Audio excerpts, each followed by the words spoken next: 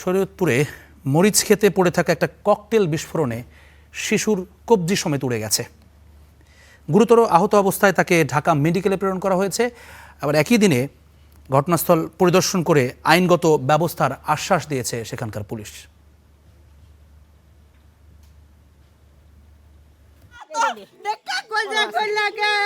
বাড়ির পাশেই খেলছিল রাহাত।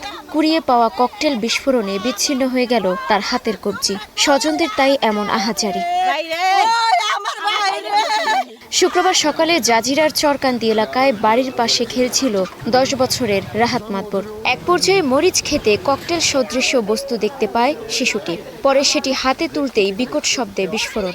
এতে শিশুটির ডান হাতের কবজি বিচ্ছিন্ন হয়ে যায়। গুরুতর অবস্থায় তাকে উদ্ধার করে প্রথমে উপজেলা স্বাস্থ্য কমপ্লেক্সে ভর্তি করা হয়। পরে উন্নত চিকিৎসার জন্য আনা হয় ঢাকা মেডিকেলে। শিশুটির পরিবারের দাবি, জমি সংক্রান্ত বিরোধ নিয়ে প্রতিপক্ষের লোকজন পরিকল্পিতভাবে ফেলে রাখে ককটেলটি।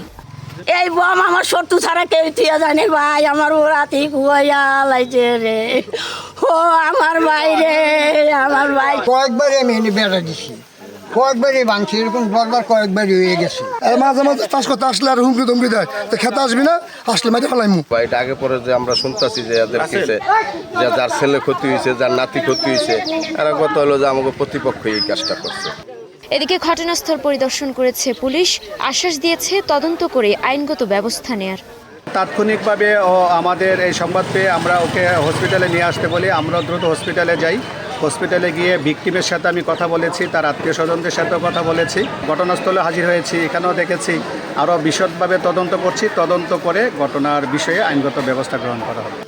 রাহাত মাতবর স্থানীয় একটি মাদ্রাসায় 3য় শ্রেণীতে পড়ে। Desk report, star news.